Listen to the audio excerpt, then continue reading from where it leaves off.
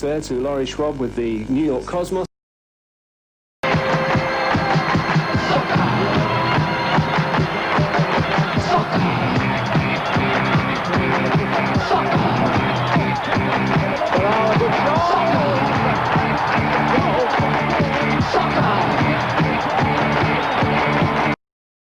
Johnson.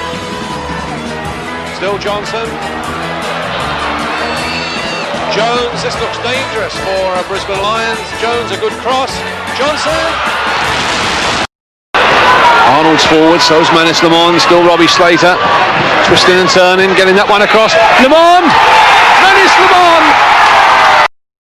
Play on, says the referee. Hayes is onside again. Shot! It's in the net! What a great goal by Graham Hayes! No call! Score! Salamini for Cole. Cole on the run. Shoots. 2-0. Lazanovsky with the free kick. Launches a rocket! Trimboli. What vision! Blasts. Yes! That's it! Vujovic. Beautiful goal! Here's Bozanic. They haven't! They might have won it! Teammate from Heidelberg United and another local product, Charlie Ankus. How do you feel, Charlie? A bit nervous, but I think I'll get used to it. Just get used to it and really put in 100%. Welcome to another interview, another chat I'm having with one of Australia's football legends, born in the UK in Hull in 1957 and came out to Australia in 1982, and probably the stats will show that he's probably one of our most successful coaches that we've ever had. Had a successful playing career as well, but as a coach he's left a huge mark, especially at Melbourne Croatia / Knights. Altona Magic, of course, with a couple of titles there, and Green Gully with, I believe, 6 State League, NPL titles, Premier League titles, whatever the name of the division was. Ian Dobson, welcome. Thanks, George. It's a pleasure to finally meet you and to be on the programme and hopefully get through some good memories. Yeah, that's what it's all about. And some great memorabilia so people can reflect on this in the years to come. That's right. And we'll throw up some team names, some individual names, but obviously we'll get to the gist of your story. Generally, when I do these type of interviews / chats, my very first question usually goes back to, can you recall your first football memory? Well, I can recall it in Australia, certainly. Yeah. And as a boy, I can remember I was 6 years old and I was picked for my school team, which is primary school in those days in the UK. And I didn't have a pair of football boots. So I went to one of my older brothers. I come from a family of 8. So I went to an older brother and I said, have you got any football boots? Now, what he gave me, Hull is actually predominantly, apart from, it's got one major football team, which is Hull City. Yep. It's got 2 rugby league teams. And the rugby league teams predominantly in those days, were East Hull or West Hull. Hull Kingston Rovers, which is East Hull, yep. The red and whites, and Hull Football Club was the black and whites. And Hull City being the Tigers. So one of my brothers gave me a pair of rugby boots. And coming from a family that didn't have a lot of money, they were plastic. Okay. So I turned up on Saturday morning with the school football team, and the coach put me in goal. And that was my first memory of playing football. I mean, as it was, I've got a totally different memory as my first day in Australia, and we'll come to that later on. Yeah. But yeah, so it was an interesting time, but it led me on to bigger and better things. How long did you stay in goals for? 1 season.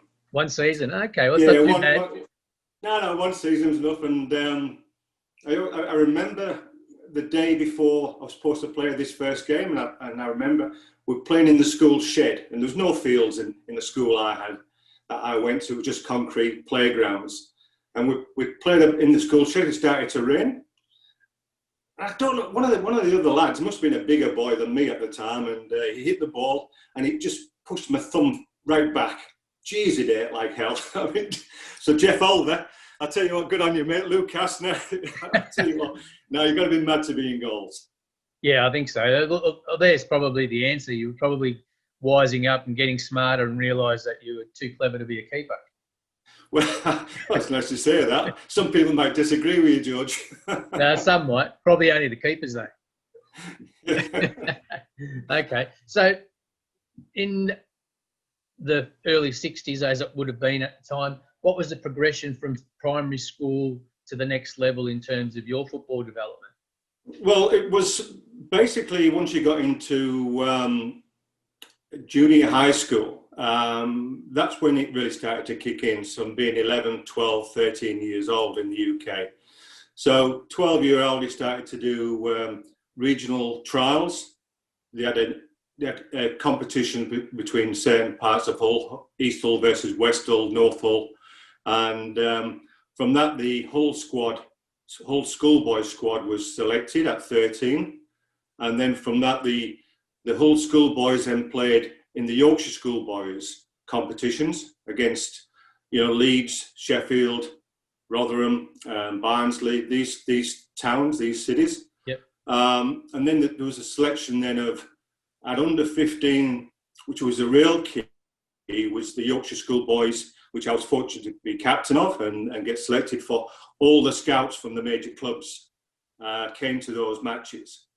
So Yorkshire being obviously one of the counties in England, a big county, played against Lancashire, and the history of English counties is, every county had a football team. Yeah. And it was then that you got all the major clubs. And so I got invited as a 14-year-old, 15, with Leeds United. I went to several of their camps and trials over a number of months. And Leeds were the powerhouse, of course, in the UK in that time. So, Don Revie was the manager, and the likes of Norman Hunter, Billy Bremner, and who I actually ended up playing with, because actually when he left Leeds, he came to Hull City. Yep.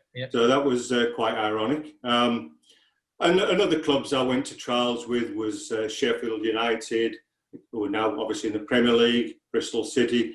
And, so it was quite a big step for me as a boy, but thoroughly enjoyed it and learned immensely from it. Yeah. Who are your childhood heroes?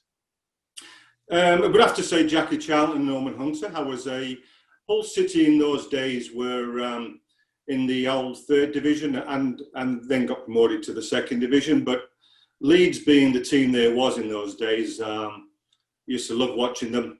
Johnny Giles, midfield, Peter Lorimer, Terry Cooper. I can name, as a boy I could name. I used to have their big picture on my wall at home as a boy in my bedroom.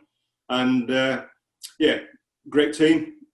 So that was they were the heroes. Obviously then, I was at an age where I was influenced very much by the World Cup in 1966, England winning the World Cup against West Germany. Yeah. And following that, Manchester United's win against Benfica in 1968. Yeah. At that stage I was 11 years old, and I can remember those games as though they were there yesterday. Yeah. Were you always a key defender or a hard man? Was that your... No, not really. Look, I mean, as a schoolboy, I played all over the place. I was placed up front because I was quite large and tall for my age, but then stopped growing very, very quickly at 14, 15. So the team coaches and used to play me in all different kinds of positions. Even for Hull City, I played up front for Hull City in the first team, as well as a central defender. I played as a fullback in the first team for Hull City. So I was quite versatile. Coming into Australia, and again, that was used the same way, at different positions, different times. Yeah. Versatility certainly helped you adapt to the different situations. So tell us... I think what he did, George, is actually playing in those positions, in different positions, as I got older as well. It enabled you to appreciate the role that each person has in the team. Yeah. And it gives you an insight how to coach as well, because, players that play different positions, they have different challenges and different ways of dealing with things. The perspective of playing up front is totally different from playing at the back, where, you know, in those days, a lot of it playing up front was with your back to the goal. Nowadays, it's all forward passes and sliding balls through into open spaces. And yet, playing at the back, you see everything in front of you, and you can dictate things a lot easier. Yeah. So obviously, when you did play those different positions, you took it serious enough to put some thought into how you had to play each position differently. It wasn't just a case of just filling a hole and then waiting to go back to the defence. You were actually putting some thought into your football. Yeah, look, I mean, wherever I played, I mean, my style of football was always full-hearted, and I gave everything I possibly could. And along the way, I was fortunate to play with some very, very good players. Players of different skill levels and certainly different experiences. You know, I played with Jimmy Rooney at Croydon and a young Paul Wade at Croydon. We played together. Yep. I played with Billy Bremner, who was captain of Scotland. Tell us about Billy. Well, Billy, when he came, he was 32, 33 years old. We had Bobby Collins, who was another captain of Scotland. He was there on the coaching staff at Hull City. We'd gone through a number of changes. Tommy Docherty and Terry Neal, who was the captain of Northern Ireland, had been managers. So, you know, Billy came in and it was a lot more light-hearted than we thought he would be. But fiercely wanted to win. Yeah. An immense character, but also a good character in the sense that he'd like to have a bit of fun on the training ground. But come match days, you know, you walk over that white line and he'd certainly start to, you know, show how we'd achieved so much and how we'd really had that drive to do so well. Yeah, so he left an impression on a young fella. It certainly did, and you know, that desire to win and to prepare yourself was what it was all about. Yeah. So you did play, you know, at Hull you were there for 5 years. You played 90 odd games, so you had a fair bit of football, and then you went to Hereford. What brought that move on? Okay, well, what was going on? Hull City was my local team. I lived within 10 minutes walk of that ground. Yep. And I joined them as just before my 17th birthday, straight from school as an apprentice. Yep. And had a couple of seasons as an apprentice. By the time I was 18, I made my debut at Craven Cottage, at Fulham's ground. And what was an apprentice earning in those days at Hull City? Well, it's funny. I've actually still got some of the contracts that I had from when I was in those days. Yeah. You know, what the clubs did was I was on £6 a week in my pocket, and £6 went to either your parents or your boarding. If you came from a different county, whoever was looking after you, they got £6. So your wage was £12 a week, which in today's terms is about $20 a week. Yeah. My first full contract, I was then increased to £25 a week. And what actually happened with that, George, was that then you had bonuses of £5 for a win and an appearance in the first team, blah, blah, blah. So, yeah, I've still got that. And it's good to look back on and see something like that. You know, then your progression in the FA Cup and your progression in the Football League Cup is the what in those days as well. So back to, you know, your question. I mean, the move from Hull to Hereford was a very, very tough thing for me to do. I just signed a 3-year contract. However, Hull City was going through a difficult time on the field and off the field. They secured, there was a Welsh manager called Mike Smith. And Mike Smith came and got the Hull City job and decided he wanted to change things around, and I didn't fit into his plans. At that stage, I was still only 22 years old. I'd already played nearly 100 first-team games. Yeah. I was playing regular football. And he sort of made it quite clear that I wasn't part and parcel of his plans at that stage. So, you know, I'd got a free transfer to Hereford. Hereford were in 2 divisions, in the old 4th division. And I got a free transfer there and had a couple of seasons at Hereford. And during the time at Hereford, they were going financially bust. So it was a time in English football that the whole country was in recession. Yeah. In the early 80s. Yeah. In the early 80s. And, you know, the Professional Footballers Association, I got offered to go to Hong Kong, Sweden. I could have gone there. New Zealand was offered us contracts by the PFA in those days, basically put out to clubs, there's these players available. Yeah. And I got offered a contract by Croydon City, who were in the Old State League, and they decided to, fly myself. And I had 2 young children in those days. They were only 3 years old and 10 months old. Yeah. So they flew us all out on a 2-year contract. And I'll tell you a story, Judge. Yeah. The first day, here we are. They picked me up at Tullamarine Airport, and a couple of guys there. I'm walking through. My wife. We've travelled for 36 hours to get across to Australia, and we're going, well, okay. Well, now what do we do? We're just stood there in the arrival terminal. Geez, what do we do now? Anyway, 2 guys came up to us. Never met them before. I guess you're Ian Dobson. And yeah, okay. Right. Well, we're gonna take you over to Croydon area, and we're gonna get you settled into where you're staying. So they drive past this park ground, and it's all open apart from a wire fence around it. And there's a shitty little stand on the left-hand side. And they go, well, there's a ground. And I said, oh, that's the training ground.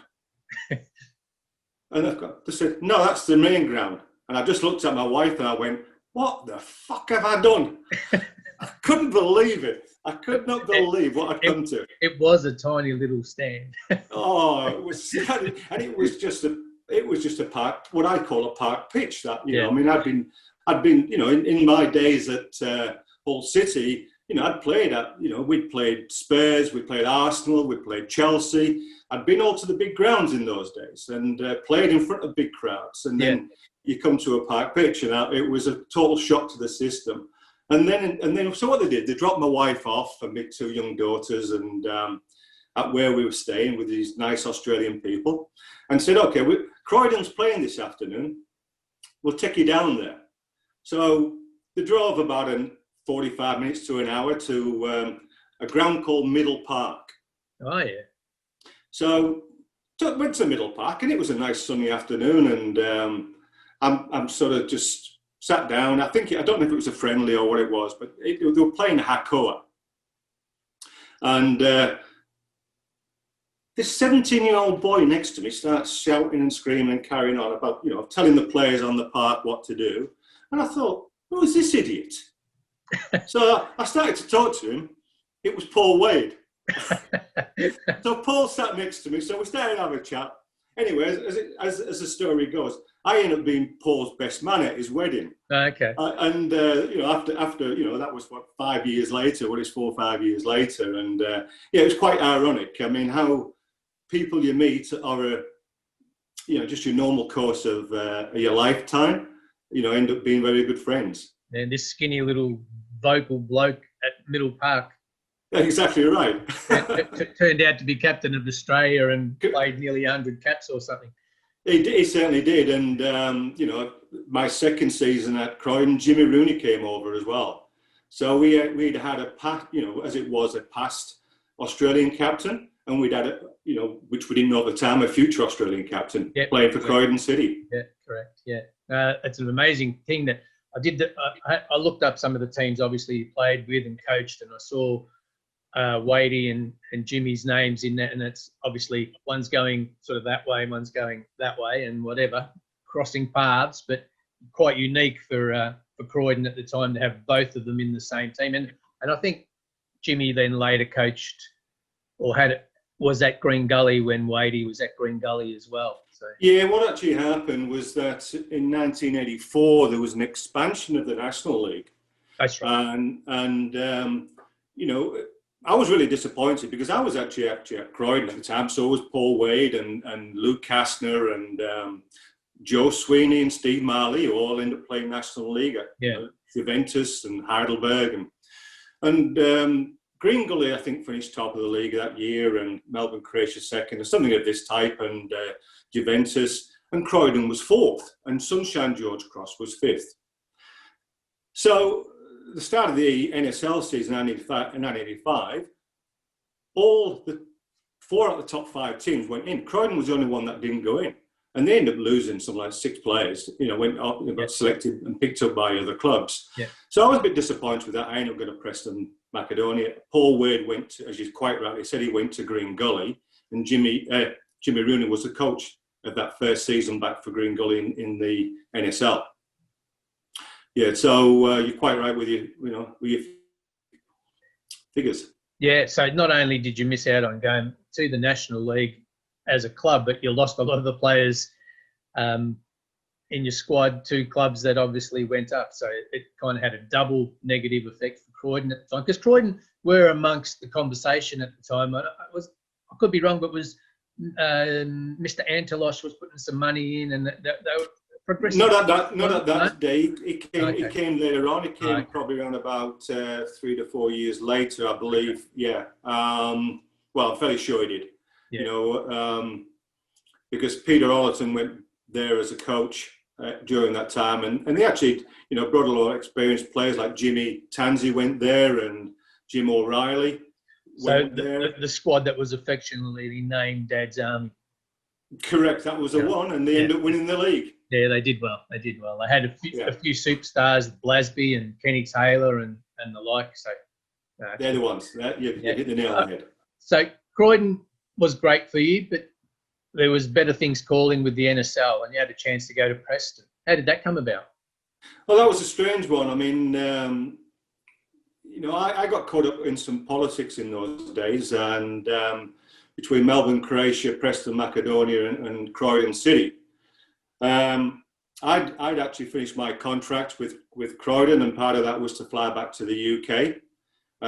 This happened in Christmas time, and while I was there, Croydon hadn't sold me. I didn't know where I was going. I'd actually got meetings with Melbourne, Croatia, and the Croatian people took a long time to forgive me for this. Was that they decided that they wanted to bring me back. So I signed a contract with Melbourne, Croatia, prior to leaving back to go back to the UK. And I was happy with all of that. And I was looking forward to playing for Melbourne, Croatia and coming back in January after Christmas time. Yeah. While I was away, Croydon City wouldn't sell me to Melbourne, Croatia. They sold me to Preston Makedonia. So whether it was now, I do believe there was a problem between Melbourne, Croatia, and Preston Makedonia with Ken Murphy, and somehow they dragged me into it, and there was some politics being played between the clubs. Anyway, so I got a phone call while I was in the UK saying, "Well, you're now a Preston Makedonia player." Okay. And I've gone, "Well, I can't. I've signed for Melbourne, Croatia." "No, you haven't. You can't." I said, "Well, I've taken the airfares back from there, paying for me to come back." So, well, we'll sort all that out. So anyway, I arrived back in Australia in January, and there's two guys there whisked me off straight off to Soccer House, sign this, you know, a Preston Makedonia player. Okay, well, if I get into trouble here, who's going to sort this out? Oh, we'll sort it all out. Anyway, I got brought up before the tribunal. I'd signed 2 contracts. Got fined. Preston paid the fine. They'd already paid $12,000 for me to Croydon. And that was my start of starting the NSL, and it certainly wasn't a good thing to think. Anyway, at this point in time, we start the season. I've made for some reason I've made a comment. Somebody's had a conversation. "Have you ever been sent off?" I said, "No, I've never been sent off in my life." I got sent off the first 2 games for Preston Makedonia. You jinxed yourself straight away. I had, yeah. I mean, I got sent off. The first game was against JUST, Footscray JUST. I got sent off after about 15 minutes. And so I missed the following game. I came back, we're playing in Adelaide, I got sent off again. And I've never been sent off in my whole career up to that stage. I was 24 years old, 25. One way doing it to start your NSL career and enhance your reputation. Yeah, well, I mean, you could call it that, yeah. We've signed a hard man. He takes no backward steps. Well, look, Joe, I mean, I think it was a different game. I mean, it certainly was a different game in those days, and a lot more physical, and some things you look at and you go, well, I wasn't proud of what I did. But it was part and parcel of the game, and I suppose it's no different than the AFL, and things happened in playing or behind play. It was just part of the game. Yeah. So you still would have enjoyed your time at Preston, though.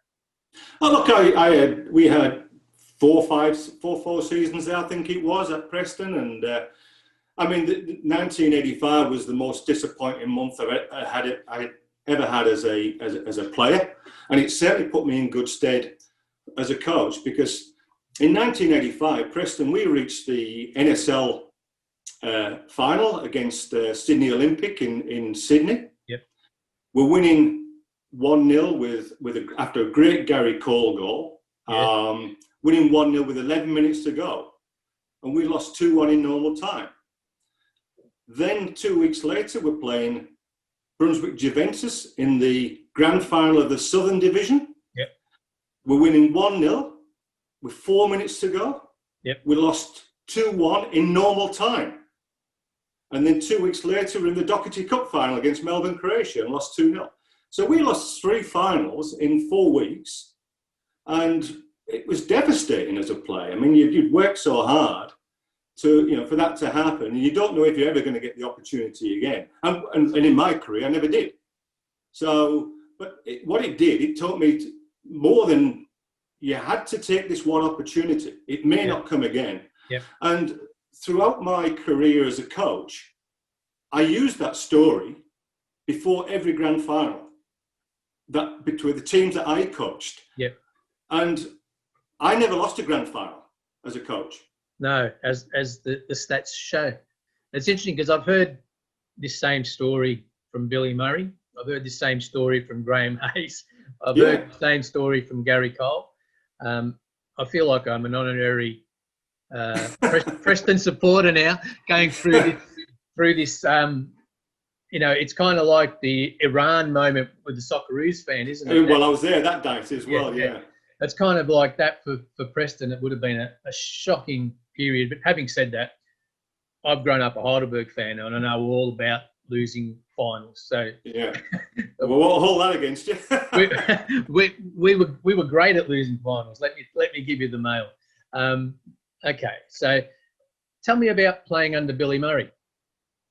Well, Billy was what I call a coach who did coach. I mean, not just a selector of men. Yep. Billy put sessions on that he tried to implement a style of football. Yeah. And also he tried to teach younger players how to, learn the game, but on the training ground. So you started to build from 1, 2, 3 movement of passes into, 4, 5, 6 passes. And a style of play building out from the back or through your midfield or directly through to the forwards. Yeah. Billy was fortunate in one sense as well. I mean, he had Gary and I'm not just blowing my trumpet, who actually understood the game very well, and certainly helped Billy during that period of time. Yeah. Billy was a young coach, but he took his step well, and I've got I've admiration for what Billy did. And again I learned from Billy a little bit how to put on sessions. There was coaches in those days. Bill Murray, there was Tim White, there was, and then we start to, Ron Smith and, John Gardner was getting involved in coaching. So people of that caliber were very good coaches, and they did try and coach, and to me, coaching is about, you go on a training ground, stop there, stand still. That was a good pass. However, have you looked there? Have you actually looked in that area? That's a better pass. Yeah. So you're trying to educate the players and trying to get them to see a bigger picture. And I learned that during that early days of my coaching career by, watching the people that I've just mentioned to you. Yeah. One of the things that I find in watching the game and having played a little bit and coached a little bit, I feel that within a sort of range, you need to micromanage, especially when it comes to training. What's your opinion on that? Well, micromanage comes as part of man's management throughout your life. And look, I run a business which has 25 people. The business has been built up over 30 odd years. And, what you learn from being with people in a football team is that you actually learn to, everybody's different. Some people you can give them a kick up the arse, some people you've got to put your arm round. Yep. And some people you've got to whisper to, somebody just give them a real bollocking. So that's all part of man management. And if you don't get that right, you can destroy people. Yeah. You got to destroy players, and it's easy to destroy younger players. But by working with people, you only get to know how they are and what they can cope with. So sometimes pushing the boundaries can help. But the biggest thing about it is actually praise. Everybody loves praise. Everybody likes to tell how good they are. So you must take that opportunity when it presents itself to say, well done, put them on the back. Yeah. But if they're doing the wrong thing by the squad as a whole, nobody's bigger than the squad. Yeah. Because football is a team game. And if anybody thinks that they're bigger than as an individual than that, the rest of the 15, 16 players or 20 players, whatever the size of the squad is, then that person can be really a bad influence on your team. Yeah, yeah. And you've got to be careful with that. Yeah. Were there times when you were coaching that you probably had to try and exit individuals that weren't right for the team, for the betterment of the team, despite... Yeah, look, certainly. Look, I mean, I'm not going to start naming names. No, you don't have to name. Yeah. Some players, you take them aside, and I always felt that you take them aside. Look, if it blew up in a team meeting, you could never, as a coach, you could never take a backward step. Yeah. Because you just take a backward step, you seem to be weak, and then somebody's got the upper hand over you. So you had to be forthright. You had to be strong in those meetings, and you had to really. But part of that was also arguing your point. It's not. Part of the football is it's not all black and white. Some persons can be right. And both people can be right. However, it's how you then say, well, okay, you're not wrong. However, this is the way I want to play, and this is the way we've got to gel it together. Yeah. So then I think part and parcel of that, if you get to that stage and you've got two educated people, you can take them aside and talk to them. And you can say, okay, well, look, I understand your point of view. You don't have to agree with it, but this is how you're going to have to deal with it. Yeah. So if that then it becomes unworkable, then somebody's got to move on. And I think that's how I used to handle it.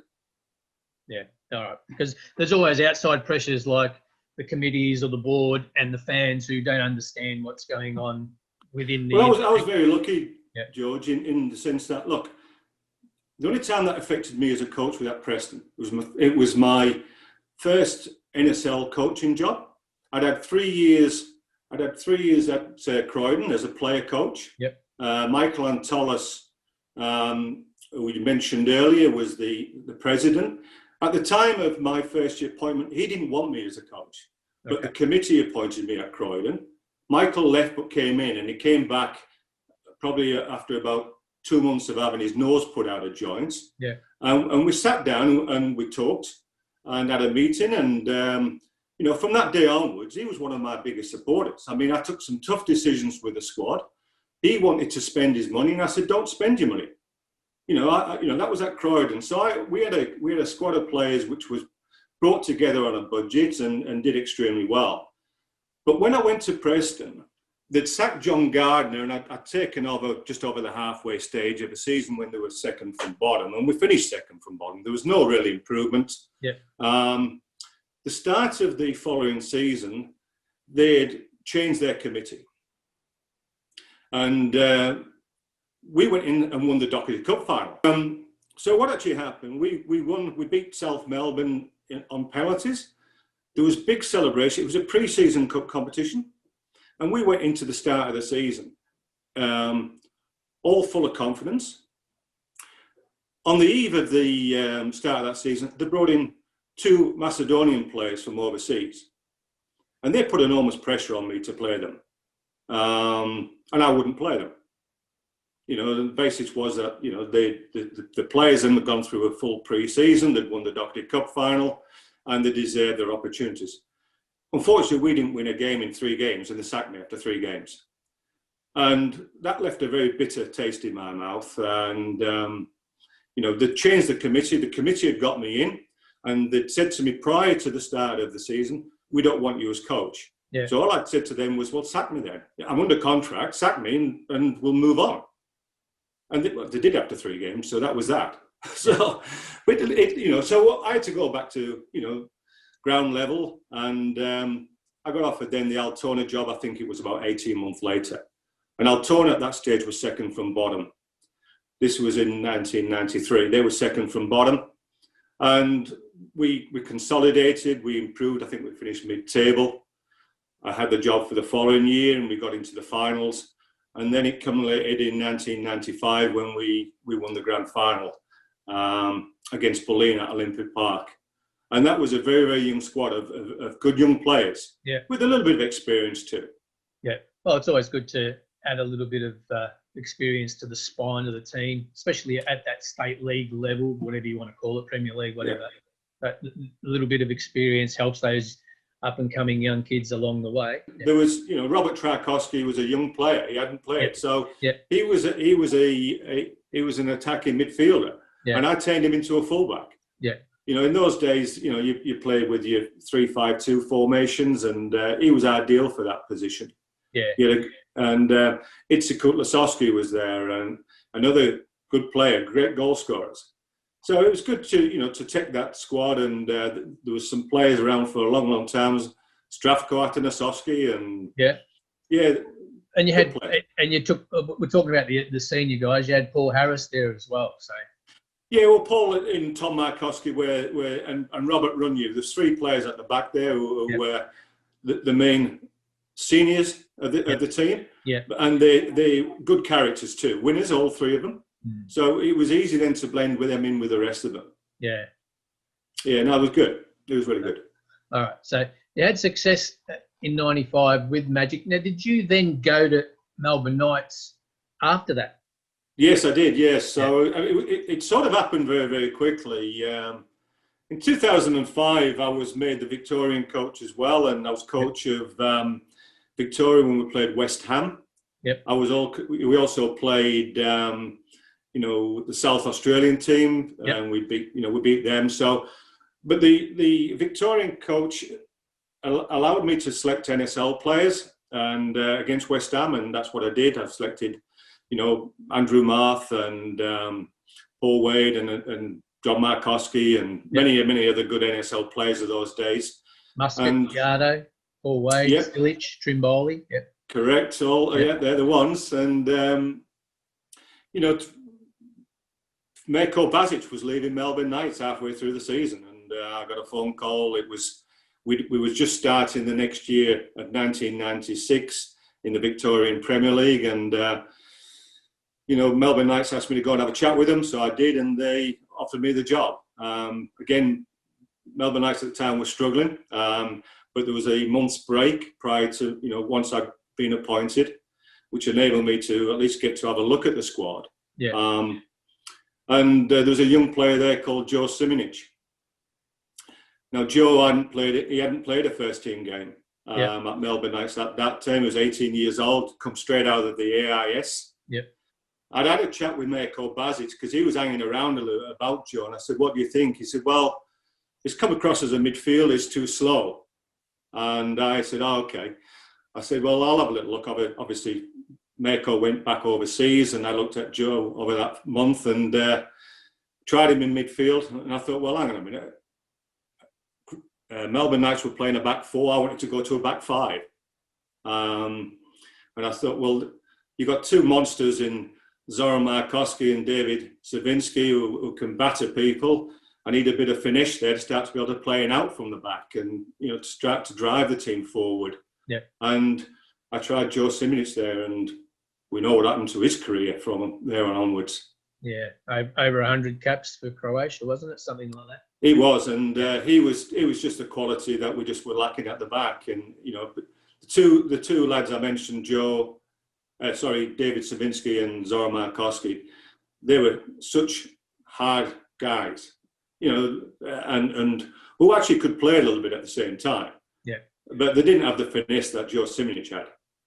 I just remember the 1996 grand final, against Marconi, and Joe Siminic just brought a ball down, and I think there was Andy Harper and whoever else playing up front at the time just to try to close him down, and he just took the mickey out of him. And this was an 18-year-old player who had so much confidence, so early memories. And then at that team, that squad of '96 at Melbourne Knights had already won it the previous year. Yeah.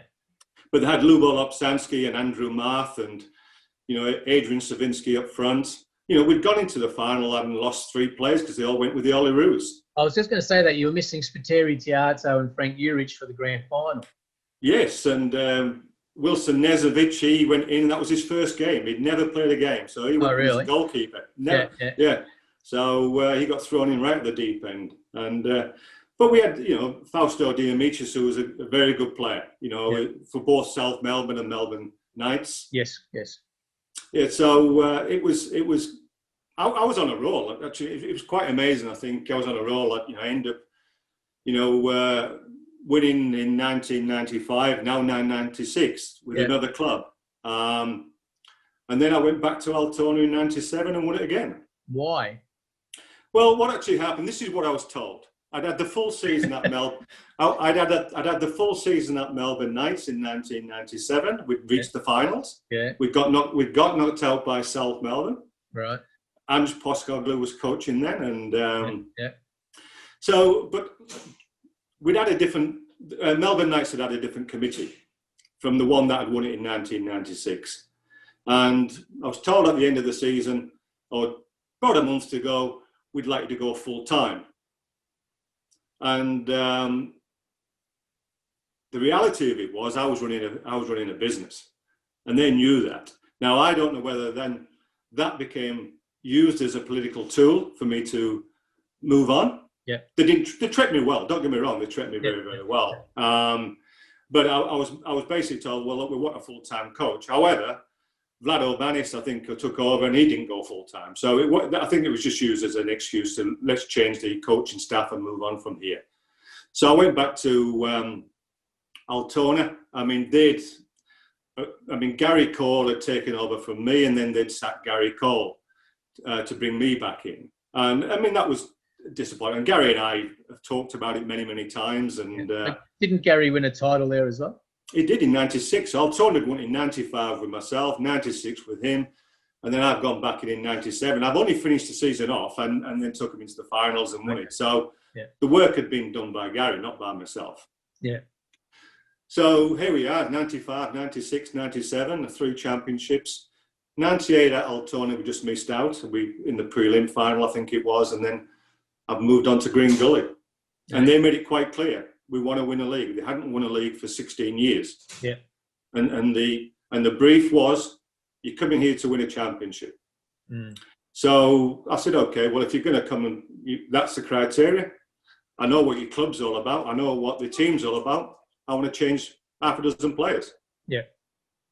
And they're the decisions you've got to make, which are tough decisions. Yeah. So I brought in some of the George Georgiadis, who you would know if being a Heidelberg supporter, and George Vigos to strengthen the midfield. Nick Papadopoulos was already there. Steve Mangos was already there. Steve Douglas, who had a lot of experience but hadn't won anything, he was there as a player. And then I started to bring in, a young Simon Story and one or two of these other younger players to sort of start to blend it. And we went on to win it back to back in 99 and 2000. So I'd won 5 championships at 3 different clubs in 6 years. Yeah. So you're on fire at this point in time. So I guess when you go to Gully with their prerequisite about what they were after, did you, just from internally from a personal point of view, did you sense that at that stage you were a gun for hire? Like you were the man who could bring this success? What's your ego telling you? And I'm not saying from an arrogant point of view, but you've got success, you've got some runs on the board, and a club comes to you and says, we need to win the league. This is it. Are you confident? Are you feeling pressure? What's your thinking? Well, look, I suppose there's always pressure as a coach anyway. I mean, you put that indirectly on yourself. Well, I always did. I always put it indirectly on myself. I think the thing was, at this point in time, I was disappointed that I wasn't back coaching in the NSL, or the A-League as it was in those days. I felt I hadn't had a fair opportunity. And I didn't think at the time that whether people, because of the stigma of that, it was supposed to be full-time, that I wouldn't take an opportunity to move on, from my business. I was in a position to do that if the offer was right, to go full-time. But so I was stuck in the Victorian Premier League. Now, at that time, and over the next 10 years, remember I was at Green Gully on and off for 12 years. They were a very, very professionally run club. And in my mind, I couldn't have been at a better club at that level. I got the support from Charles Ferrugia and Stan Slavic, who was the president and vice president. And the support that they gave me as a coach was immense. We after the 2000 final, there was talk about a second division in the A-League. Yeah. So we went down a track of bringing a lot of youngsters in, and it nearly backfired because we struggled one year. I think it was 2001. We struggled, and it was a dog eat dog, and we only sort of got out of relegation problems in the last sort of 3 or 4 games, and then decided to build again for another championship, which we achieved in 2003. Okay. So there was these peaks and troughs, with what direction the club wanted to go in. So in 2003, I left, and I got enough to go back to Melbourne Knights for the last year of the NSL in 2004. So I left then, and Green Gully had won in 2003. They were minor premiers in 2004 under Joe Mullen. Yep. But didn't actually win the final series. Yep. And in 2005, because the NSL was now defunct, I went back to Green Gully. There was an opportunity to go back there, and we became minor premiers and won the grand final against your team, Heidelberg. You would have beaten everyone along the way, because you've had a sustained run of success at Gully that's probably not been matched probably since then in terms of state leagues. Well, it was funny that time, George, was there was, because the NSL had now disbanded. Yeah. There was South Melbourne, there was Heidelberg, there was all the powerhouses of Victorian football was back in the State League at that day, and Melbourne Croatia, obviously, and and the thing about 2005 for Green Gully, it was their 50th anniversary. So they were extremely keen to try and do well, and it all fell in place for them. I think to win the championship on your 50th anniversary, I think is only what dreams are made of from that club's point of view. Yeah, no, it always helps to cap off a stellar year with an anniversary and some wins and success, and especially when the mindset is already there, aiming for success, and the expectation would have been good. You would have had good crowds, even for Gully back in those times. So I think they played Monday nights at one stage. Were you there? Yeah, look, crowds were reasonable. I mean, it wasn't from the heydays of the NSL days, but it was. They were good, and there was enthusiasm within the football community. We're playing on good grounds, and the facilities were improving through football during that period of time. I think the Victorian Football Federation, made sure that ground started to improve and that facilities started to improve for the Joe Bloggs who was coming to the games, and that's for the best, better now, and it's still continuing. Yeah, that's still continuing. So that's a good thing for the game. Yeah, I guess the challenges from your point of view was to keep refreshing semi-regularly and try and stay successful.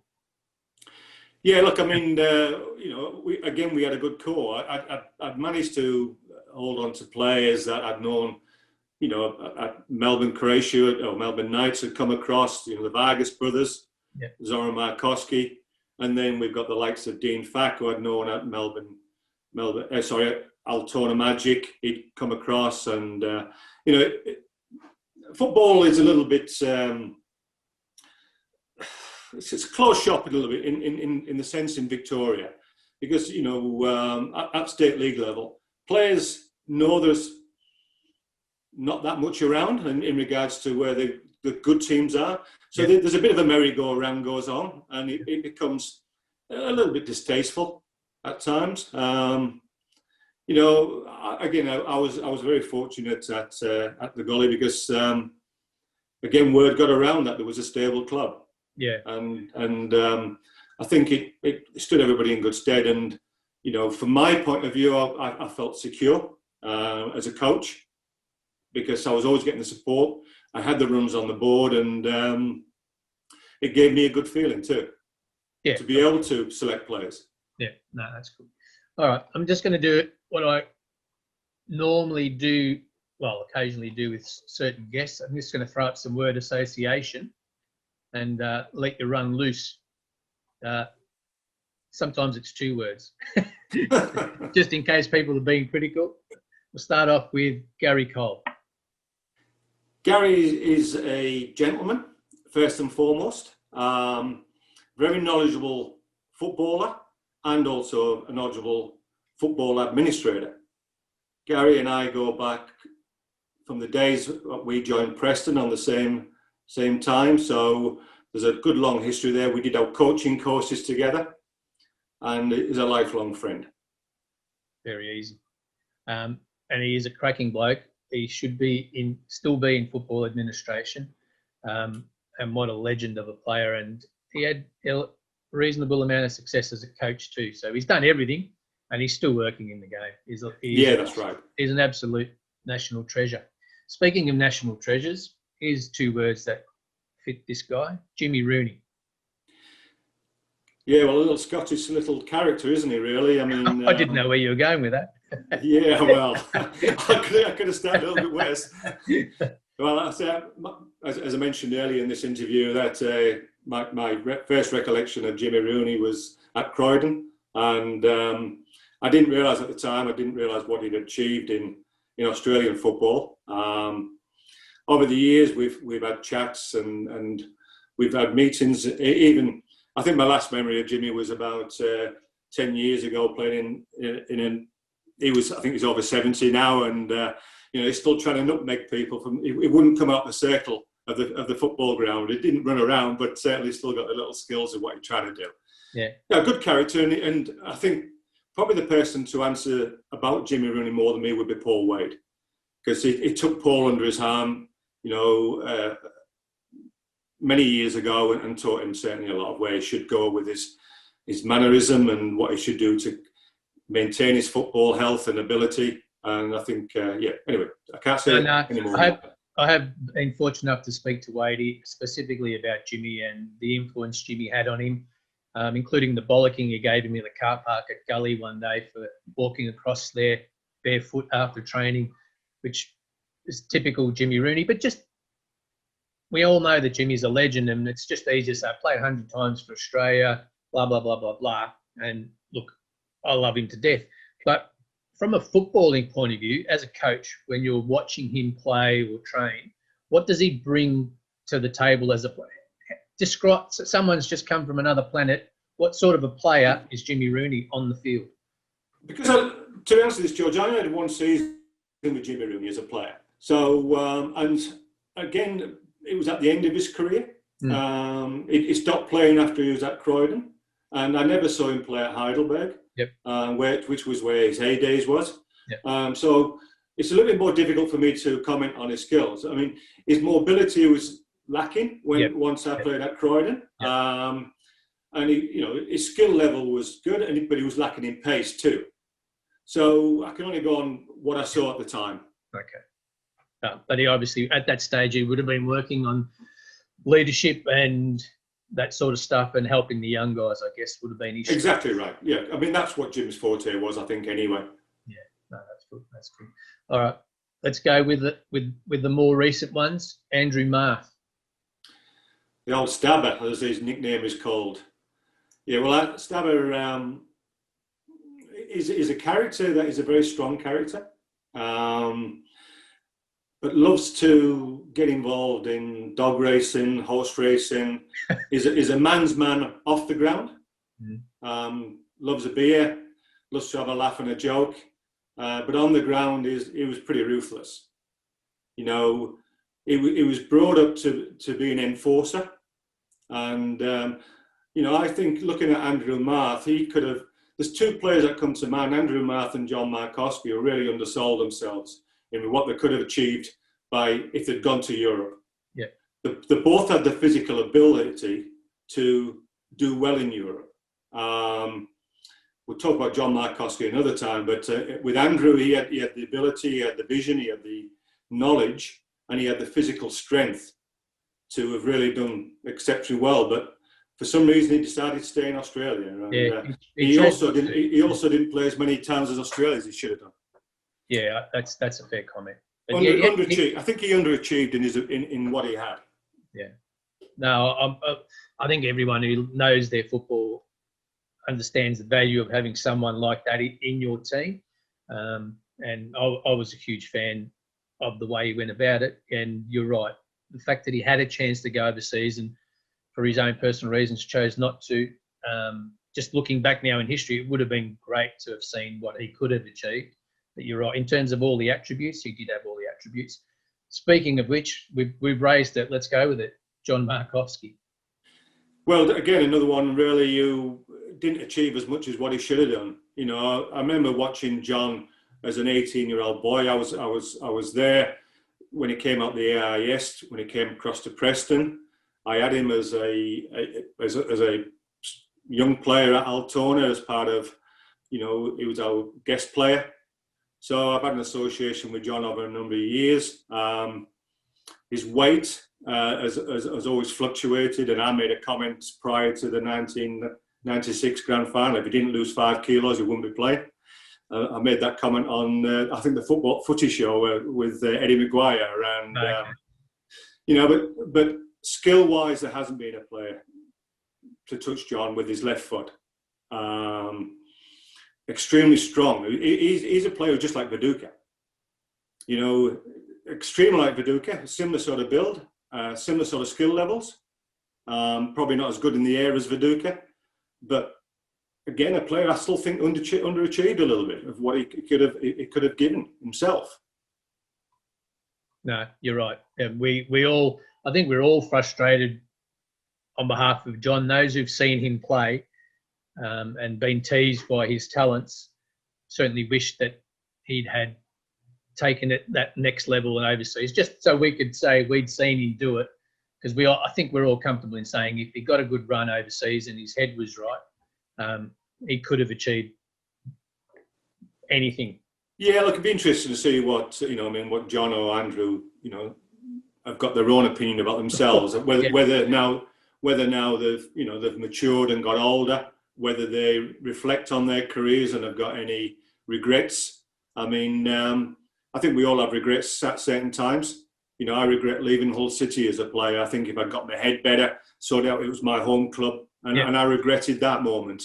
When I look back, again, I've used that as part and parcel of talking to younger players as to reasons not to move on and to knuckle down. But sometimes you need someone to advise you as a young player. Yeah, it certainly helps to have a mentor, doesn't it? It does, yeah. Yeah, okay. So just some serious questions for an old coach. When I say old coach, because you did it in the past. You mean the grey hair? No, it wasn't meant to be that way. What do you see the problems with player development, if any, today?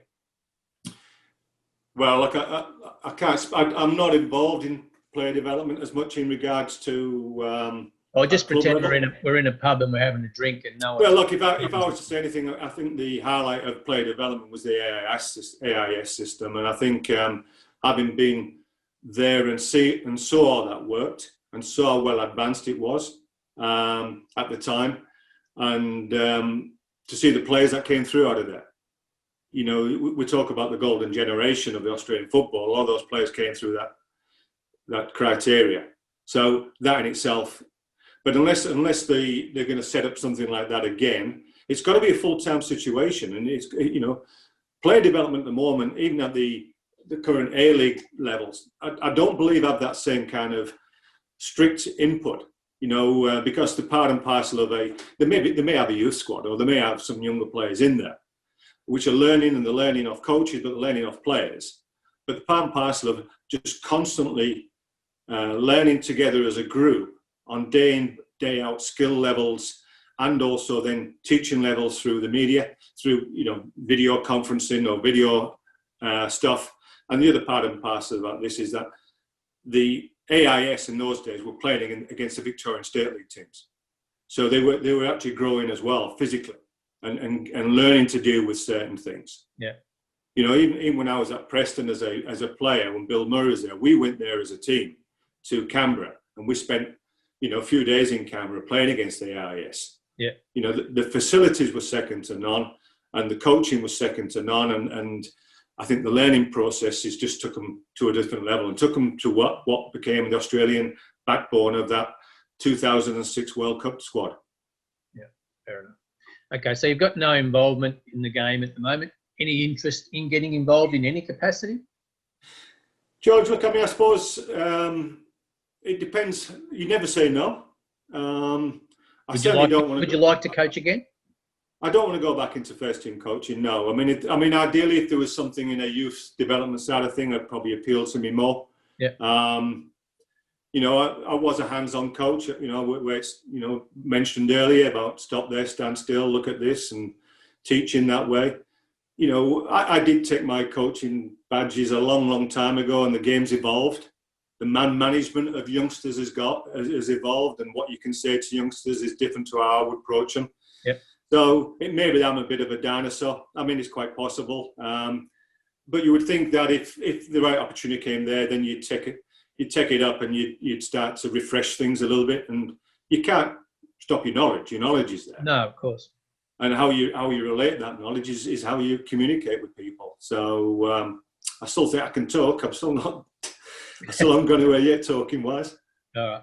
Well, I'm gonna make you the coach for the next few minutes, and we're gonna go to my analogy of schoolyard football, where you're playing for sheep stations. It's the most important game at lunchtime for the day, and you've got to pick between your mates and pick the best team that's going to win.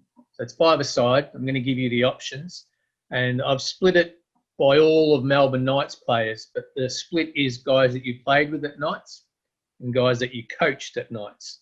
Okay. Now, I couldn't include all the clubs because even the Gully generations would have taken forever. So I'll just narrow it down, and we'll just upset 5 people at Melbourne Knights. We'll narrow it down. So in goals, your choice is Jeff Olver or Frank Urich? Frank Urich. Okay, that didn't take long. Simonich or Davidson? Simonich. Andrew Marth or Robbie Dunn? Andrew Marth. Graham Hayes or Lapsansky? Lapsansky. Paul Lewis or Adrian Savinsky? Adrian Savinsky. You're ready for coaching. You didn't even have to flinch. Decisions, selections, ready to go. I think the thing is, George, I've played with those players, some of them, and certainly coached very closely with them. And I know the strengths, I know the attributes, and I suppose it's also looking at what they can bring into the team as a 5-a-side team. I mean, it's a little bit different to a full team, and I'm still looking at it as a full squad. Yeah, no, and that's how it should be. But it's funny, I think you've chosen all the guys you coached. No, that's interesting too. Mm. I never thought of it that way. So there's an element of a trust factor there, I guess, and knowing them inside out, because you've chosen them or they're part of your squads as opposed to guys that you played with that were chosen by perhaps someone else. Well, it's an interesting comment. I mean, if we go back over the decision-making process, I mean, Jeff Olver was certainly a good shot stopper. And Jeff played, as you mentioned, I played in front of Jeff. However, I felt Frank Urich his physique was better. He was taller. He was better in the air. So, hence the decision on Frank Urich. He was still only, he was younger than Jeff at the time. Jeff was probably 30 years old when I played with him, and Frank was only 23 years old, 22 years old. Yeah. Joe Simonich was 18. Alan Davidson. Joe Simonich, has been the best player I've ever seen, as an Australian player. Yeah. And that was a no-brainer as far as I'm concerned. He was one of the best youngsters I'd ever seen, and he developed into one of the, even though he didn't play for Australia, which was very disappointing. He was still developed into one of the best players I've seen for many, throughout my life. No, Andrew Marth, such an imposing, great leader. never say die. So who did you pin in, I guess, again? Robbie Dunn. Well, again, I played with Robbie Dunn. I played with Robbie actually at Preston as well. I know. You know, so, and Andrew, I think was more versatile. Andrew, I used him as a centre-half at certain times as a coach. Yeah. But was certainly more accomplished as a midfielder, and he could score goals for you. No. So hence the goal-scoring side of stuff came into play with Robbie Dunn. Then we start talking Adrian Savinsky. Adrian Savinsky would have been a regular Australian player. The reason why Adrian Savinsky didn't become a regular, because he got picked for the Australian squad. This was one of the things that actually happened at the start of the 1997 season, after we'd won it in 96. Adrian Savinsky and Joe Simonic went to the Australian squad, and both of them came back with bad injuries that put them out for about 6 months. Adrian Savinsky broke a bone, and so did Joe Simonic underneath his foot. So both those players didn't play for the first half of the 1997 season. And Adrian Savinsky was a more accomplished player. He was a player that had all the skill levels. He worked his arse off and could score goals for you. Yeah. And he would have played far more games for Australia. Or I don't think he even played actually for Australia. I think he was just part of the squad. Yeah, he didn't get capped for that. And he was never the same player after that.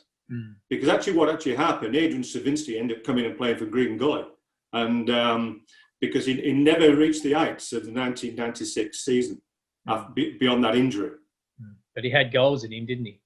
Oh, he had loads of goals in him, and he had work rate. He was a team player. Yeah. And Lubo Lapsansky, now we talk against Graham Hayes. Hazy was more of a winger, and there to deliver crosses and what have you. I mean, Graham did play as a fullback in a 3-5-2 system. But Lubo, you know, he had the vision as a midfielder. Again, he could tackle, he could work hard, and he was a complete little player. The only thing that let Lubo Lapsansky down was his pace. But you know, he was a Jimmy Rooney type of player. Yeah. You know, he pulled the strings in midfield, didn't he? Yes, he did, and he was always there looking for the ball, always looking to play, and another great character. No, good. I'm happy with those. I just love the way you just went bang, bang, bang, bang, bang. The selection. It's like you've been coached before and you've been put under pressure to make those decisions. It was great. It was great to see you in action. So maybe there is a bit of coaching left in you. Well, look, George. I mean, making decisions is quite easy. I mean, you make decisions, you know, throughout your life. I mean, from a business perspective, you make decisions, and you know, I've been very fortunate. I've been married for 43 years, and you know, I met a girl from the same town I come from, and you know, I met her when she was 14, I was 15. So her name? Her name's Karen. Karen. So, you know, Karen's been part of my life since I was 15 years old. And so the stability's been there. The anomalies in your life is part and parcel of just, you know, where your life takes you. And this is getting quite deep, by the way. No, that's fine. Some of our audience can handle that. No, well, yeah. Well, they might not be able to understand the accent. Oh, I'll add the subtitles. Zoom. And just continuing the serious note, as we near the end of the chat, what does Ian Dobson today tell a young Ian Dobson of 1982 with the benefit of hindsight? Oh, that's a good question.